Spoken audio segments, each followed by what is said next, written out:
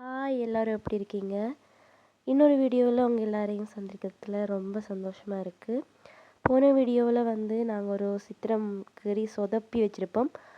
அதால் இந்த சித்திரம் வந்து கொஞ்சம் அதை விட இம்ப்ரூவ் ஆகிருக்கு அப்படின்னு நான் நம்புகிறேன். கொஞ்சம் அழகாகவும் வந்திருக்கு. எப்படி இருக்குது அப்படின்னு கமெண்டில் சொல்லுங்கள். அடுத்தது இந்த சித்திரத்தோட ஒரு ஸ்பெஷல் என்ன அப்படின்னு சொன்னால், போன சித்திரம் வரைஞ்ச நேரத்தில் வந்து நம்மக்கிட்ட எந்த ப்ரஷ்ஷுமே கிடையாது. டூத் ப்ரஷ், மேக்கப், ஸ்பொஞ்ச் இதெல்லாம் யூஸ் பண்ணி தான் நாங்கள் அந்த சித்திரம் வரைஞ்சிருப்போம். பட் இந்த சித்திரத்துக்கு எங்களுக்கு ஒரு ப்ரஷ் கிடச்சிருக்கு. அதாவது ஆக்சுவலாக ரியலான பெயிண்டிங் ப்ரஷ். இந்த ப்ரஷ் வந்து எனக்கு ஒருத்தங்க கொடுத்தாங்க, அவங்க யூஸ் பண்ணது தான். பட் அவங்கக்கிட்டேயுமே எதுவுமே இல்லை. பட் நான் வந்து யூடியூப் சேனல் செய்யணும் அப்படின்றதுக்காக கொடுத்தாங்க. ஒரு குட்டி ஃபேன் தான் அவங்க நம்மளோட சேனலுக்கு. ஸோ அதால தான் நம்மளோட சப்ஸ்கிரைபரில் கூட அவங்க இல்லை. It is 0 subscribe. பட் அவங்க வந்து நமக்கு கொடுத்தாங்க, நீங்கள் இதை வச்சு வரைங்கக்கா அப்படின்னு சொல்லி. ஸோ அதை வச்சு தான் இன்றைக்கி வரைஞ்சிருக்கோம். நாமளுமே வந்து வெரி பேசிக் தான், இந்த யூடியூப்பில் வர வீடியோஸ்லாம் பார்த்து லேர்ன் பண்ணது தான். பட் இது வந்து ஏதோ எனக்கு தெரிஞ்ச ஸ்ட்ரக்சர்ஸை வந்து வரைஞ்சிருக்கேன். ஒரு ஈவினிங் டைம் வரைகிற மாதிரி தான் எடுத்தது. பட் அது எண்ட் ரிசல்ட்ஸ் ஏதோ ஃபென்டசி வேர்ல்டுக்குள்ளே போன மாதிரி மாறிடுச்சு. பட் நல்லா இருக்குது போனதை விட.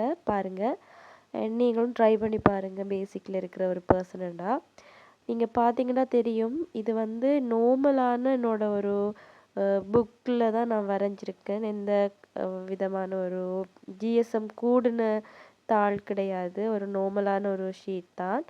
அதோட வந்து நான் வந்து யூஸ் பண்ணியிருக்கிற பெயிண்ட்ஸ் பார்த்தீங்க அப்படின்னு சொன்னால், நான் யூஸ் பண்ணிக்கிற பெயிண்ட் எல்லாமே நார்மலாக நம்ம லோக்கல் ஸ்டோரில் வாங்குறது தான். எந்த பிராண்ட் அப்படி கிடையாது.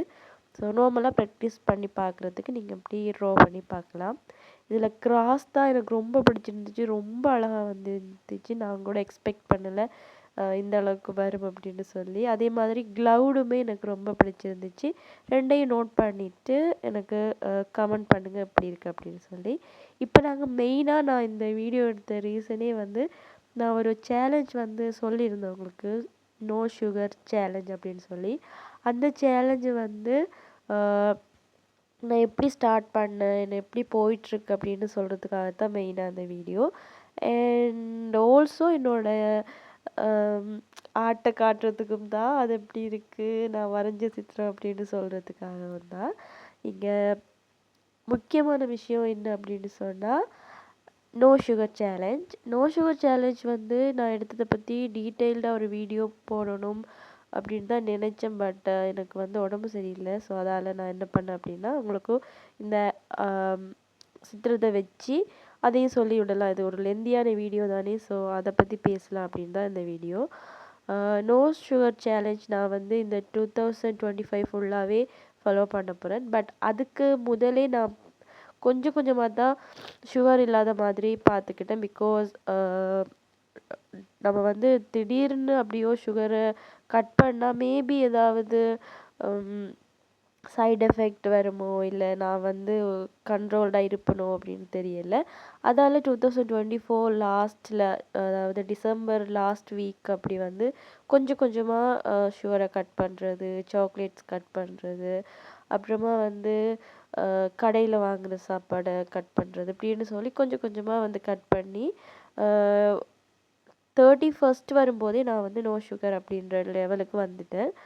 அதுக்கு பிறகு தான் நான் 2025 வந்து நோ சுகர் சேலஞ்சை வந்து ஸ்டார்ட் பண்ணேன். ஃபர்ஸ்ட் டே வந்து ரொம்ப ஈஸியாக தான் இருந்துச்சு. அண்ட் செகண்ட் டேயும் ஓகே. பட் டுடே என்னால் சத்தியமாக முடியலைங்க. அவ்வளோக்கு வந்து கிரேவிங்ஸ் வர ஆரம்பிச்சிடுச்சு. இதுக்கு நான் வந்து அவ்வளோ டீ அதெல்லாம் வந்து குடிக்க மாட்டேன். இருந்தாலுமே நார்மலாக நாங்கள் ஏதாவது ஒரு திங்ஸை பார்க்குற நேரம் வந்து டெம்ப்ட் ஆகிறது அப்படிலாம் இருந்துச்சு. பிகாஸ் நாங்கள் வந்து நிறைய பேர் இருக்கோம் ஃபேமிலியில். என் பக்கத்தில் இருக்கிறவங்க எல்லாருமே விசிட் பண்ணுவாங்க. ஸோ சின்ன பிள்ளைலாம் இருக்குகள். ஓபியஸாக இங்கே வந்து அடிக்கடி ஸ்வீட் திங்ஸ் எல்லாம் வந்துகிட்டே இருக்கும். லோக்கல் ஸ்டோர்ஸில் வாங்குகிற சாப்பாடெல்லாம் வரும். அதெல்லாம் பார்க்கும்போது வெரி டெம்ப்டிங்காக இருந்துச்சு. பட் எனிஹவ் நான் வந்து கொஞ்சம் கண்ட்ரோல்டாக இருந்து இன்றைக்குமே வந்து சக்ஸஸ் பண்ணிட்டேன். நாளைக்கு நான் என்னென்ன சார்ட்ஸ் போட்டு எப்படி வந்து இதை வந்து மானிட்டர் பண்ணிட்டு போகிறேன் அண்ட் என்ன நான் அப்படி பூஸ்ட் பண்ணுறேன் அப்படின்றதெல்லாம் உங்களுக்கு சொல்கிறேன்.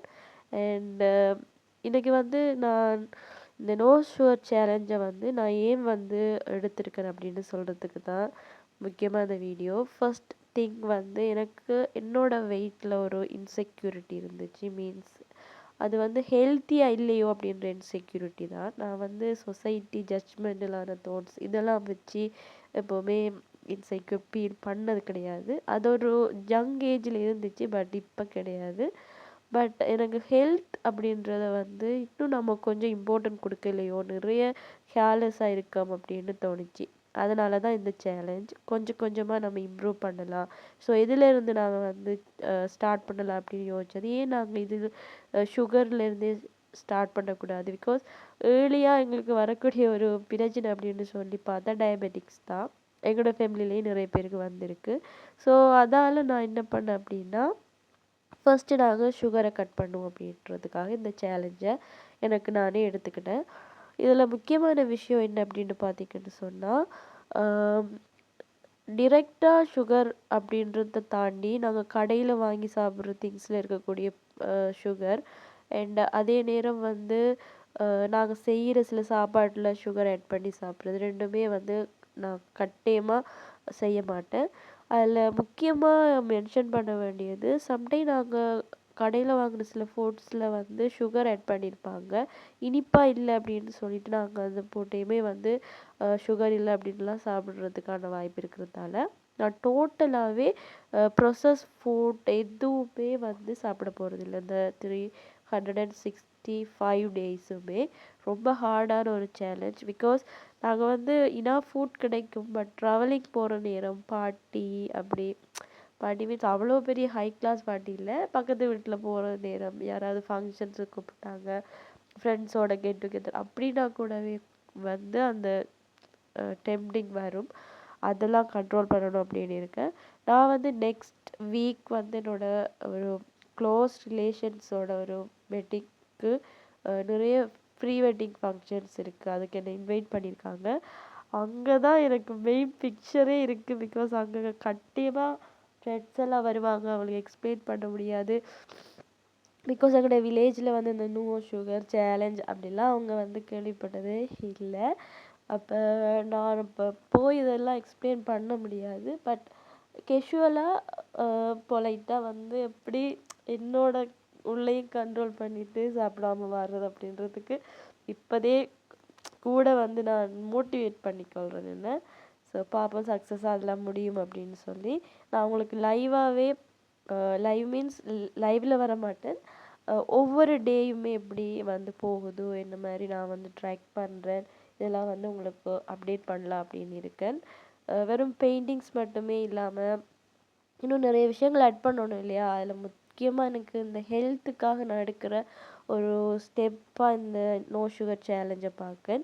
ஸோ அந்த சேலஞ்சை கண்டிப்பாக அவங்க எல்லாரோடையும் ஷேர் பண்ணி என்ன நானே மோட்டிவேட் பண்ணிக்கணும் அப்படின்றதுக்காக டெய்லி ஒரு வீடியோ கண்டிப்பாக நான் வந்து அப்லோட் பண்ணணும் அப்படின்னு எதிர்பார்த்துருக்கேன். அடுத்தது ரெண்டாவது விஷயம் என்ன அப்படின்னு பார்த்தீங்கன்னா, நான் ஒவ்வொரு டேயுமே இந்த நோ சுகர் சேலஞ்ச் எடுக்கிற நேரம் இன்னொரு விஷயத்த ஃபாலோ பண்ண போகிறேன். அது என்ன அப்படின்னா, ஐ மீன் அது எனக்கு வருதில்லை. என்னென்னு சொன்னால், நம்ம நன்றி சொல்கிறது அப்படின்னு சொல்லுவோம். நாங்கள் வந்து என்னென்ன விஷயங்கள் இல்லை அப்படின்னு பார்த்து ஸ்ட்ரெஸ் ஆகுறது உண்டோ, நான் நிறைய அந்த மாதிரி ஸ்ட்ரெஸ் ஆகியிருக்கேன். அண்ட் ரெண்டாவது, நான் சுகர்ஸ் கூட கன்சியூம் பண்ணுறதுக்கான ரீசன் என்ன அப்படின்றத நாங்கள் வந்து கண்டுபிடிக்கணும். அப்போ தான் நோ சுகர் சேலஞ்சில் எனக்கு வந்து சுகர் டெம்ட் ஆகுறதுக்கான வழிகள் எல்லாம் நான் வந்து ஸ்டாப் பண்ணி வைக்கலாம் அப்படின்றது வந்து நான் ரொம்ப பிலீவ் பண்ணி நிறைய விஷயங்களை நோட் பண்ணேன், எதுக்காக நான் சுகர் கூட சாப்பிட்றேன் அப்படின்னு. பேசிக்காகவே எனக்கு வந்து பல்லெல்லாம் ரொம்ப கேவிட்டியாக இருக்கும், ரொம்பவுமே கூடாத அளவுக்கு இருக்கும். அந்த வலி இருந்தாலுமே நான் சாப்பிட்ருக்கேன்.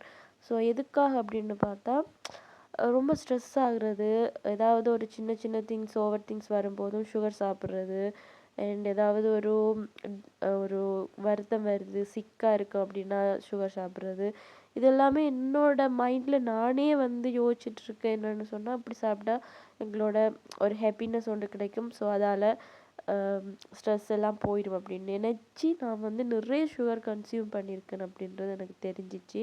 பிகாஸ் நான் டீ குடிக்க மாட்டேன் அண்ட் எந்த விதமான பிஸ்கட், கேக்ஸ் எதுவுமே வந்து சாப்பிட மாட்டேன். இருந்தாலுமே சாக்லேட்ஸ், ஐஸ்கிரீம்ஸ் இதெல்லாம் நிறைய கன்சியூம் பண்ணியிருக்கேன். எனக்கு கோல்டு வரும், பட் இருந்தாலும் அதெல்லாம் சாப்பிட்றேன். காரணம் வந்து அந்தளவுக்கு எனக்கு ஸ்ட்ரெஸ்ஸால் நான் ஓவர் ஈட்டிங் பண்ணுற ஒரு பர்சனாக டேர்ன் ஆகிருக்கிறேன் அப்படின்னு தெரிஞ்சிச்சு. ஸோ என்ன பண்ணலாம் அப்படின்னு யோசிச்சு தான் இந்த நோ சுகர் சேலஞ்ச். முக்கியமாக எனக்கு இந்த சேலஞ்சில் இன்னொரு விஷயம் என்ன அப்படின்னா, நான் சாப்பிடும்போது எனக்கு வந்து தெரியாது, பட் சாப்பிட்டு அந்த இடையில் கொஞ்சம் டைம் இருக்கும். என்னென்னு சொன்னால், ஹெல்த்தியாக சாப்பிடும்போது பசிக்காது, பட் இடையில் கொஞ்சம் டைம் இருக்கும்ல, அப்போ தான் பசிக்கும். பசிக்கும்போது வந்து சாப்பிட்டா தான் பசி போகும், நம்ம ஸ்ட்ரெஸ் இல்லாமல் இருப்போம் அப்படின்னு நினைக்காம நல்லா பசிக்கணும் நல்லா பசிக்கணும், அப்போ தான் வந்து நிறைய பெயின் வரும். அந்த பெயின் தான் நம்மளை ஒரு பெட்டர் பர்சனாக மாற்றும் அப்படின்ற ஒரு மைண்ட் செட்டோடு தான் நான் ஒவ்வொரு டைம் எனக்கு கிரேவிங்ஸ் வரக்குள்ளே கடந்து போகணும் அப்படின்ற வந்து யோசித்து நான் வந்து சக்ஸஸ் ஆகிட்டேன். பிகாஸ் 1, 2, 3 வந்து நான் அதை ஃபாலோ பண்ணியிருக்கேன். பட் இன்னும் 362 டேஸ் இருக்குது. ஸோ அந்த டைம்லேயும் இதே மாதிரி நான் ஃப்ளோவாக போயிட்டே இருக்கணும் அப்படின்னு சொல்லி விஷ் பண்ணுறேன். And let's see. தேங்க்யூ.